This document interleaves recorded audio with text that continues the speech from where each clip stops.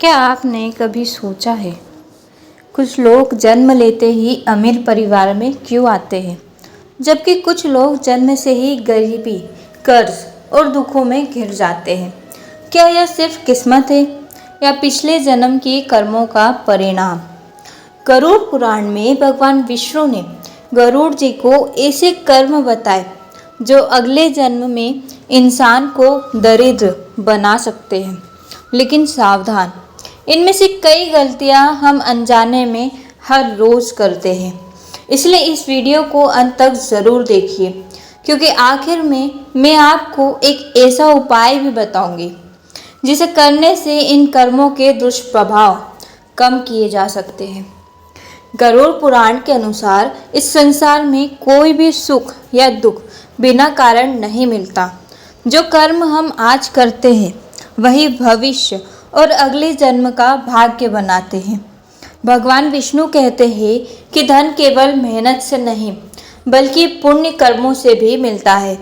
अगर कोई व्यक्ति धन का घमंड करता है, दूसरों का हक मारता है और अधर्म से कमाई करता है, तो उसका धन अधिक समय तक टिकता नहीं और अगले जन्म में उसे गरीबी का सामना करना पड़ सकता है। सबसे पहला कर्म है गरीब और ज़रूरतमंद का अपमान करना।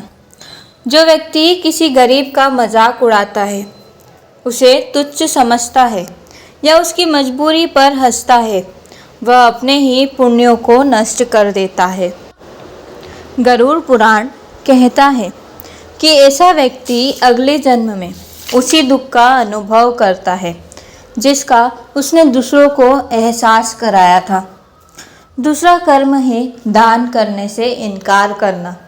यदि किसी के पास सामर्थ्य होते हुए भी वह कभी दान नहीं करता, भूखे को भोजन नहीं देता और केवल धन जोड़ने में लगा रहता है, तो धीरे धीरे लक्ष्मी उससे दूर होने लगती है। अगले जन्म में वही आत्मा धन के लिए संघर्ष करती है। तीसरा कर्म है माता पिता और गुरु का अपमान। जिस घर में माता पिता की सेवा नहीं होती, जहाँ बुजुर्गों का अनादर किया जाता हो, वहाँ बरकत टिकना कठिन हो जाती है। गरुड़ पुराण के अनुसार ऐसे कर्म भविष्य के जन्मों में आर्थिक कष्ट का कारण बनते हैं। चौथा कर्म है बेईमानी और छल से धन कमाना। अगर कोई व्यक्ति झूठ, रिश्वत, धोखा या किसी का हक मारकर धन इकट्ठा करता है, तो वह धन देखने में भले बढ़ता हुआ लगे, लेकिन उसके साथ दुर्भाग्य भी बढ़ता जाता है। अगले जन्म में वही आत्मा धन के लिए तरस सकती है। पांचवा कर्म है अन्न का अपमान। गरुड़ पुराण में अन्न को भगवान का स्वरूप माना गया है। जो व्यक्ति भोजन को बिना कारण फेंक देता है, उसका अनादर करता है या भूखे को भोजन देने से मना कर देता है, उसके जीवन में धीरे धीरे अभाव आने लगते हैं।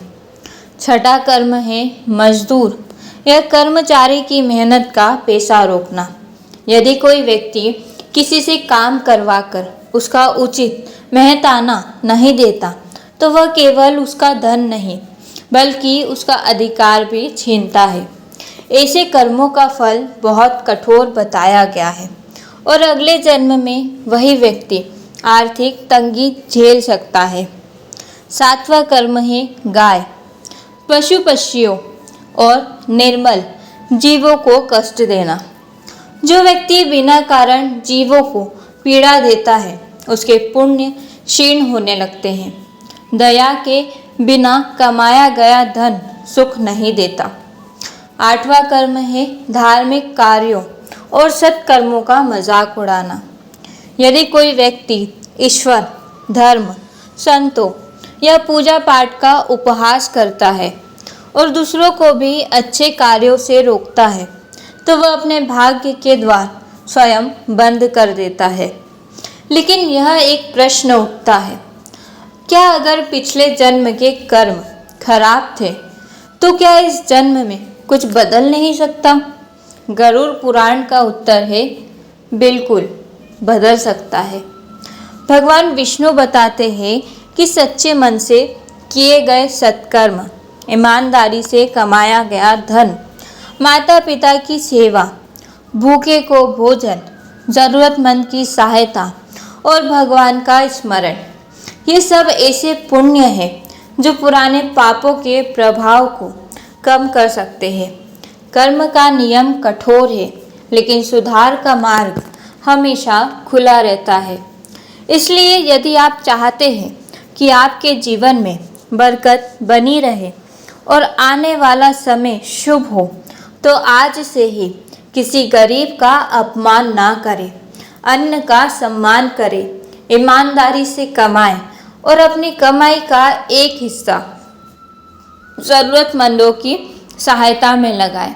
हो सकता है यही छोटे छोटे कर्म आपके भविष्य और अगले जन्म का भाग्य बदल दे। याद रखिए, गरीबी केवल धन की कमी नहीं होती। याद रखिए, गरीबी केवल धन की कमी नहीं होती, बल्कि कई बार यह हमारे कर्मों का दर्पण भी होती है। इसलिए हर कर्म सोच समझ कर कीजिए, क्योंकि आज का कर्म ही कल का भाग्य बनता है। अगर आपको गरुड़ पुराण के ऐसे ही रहस्य जानना पसंद है तो वीडियो को लाइक करें, चैनल पुराणों की दुनिया को सब्सक्राइब करें और कमेंट में ज़रूर लिखें ओम नमो नारायणम। अगली वीडियो में हम जानेंगे मरने के बाद कौन सी चीज़ आत्मा के साथ जाती है और कौन सी यहीं छूट जाती है। तब तक के लिए धन्यवाद। जय श्री राम, जय बजरंगबली।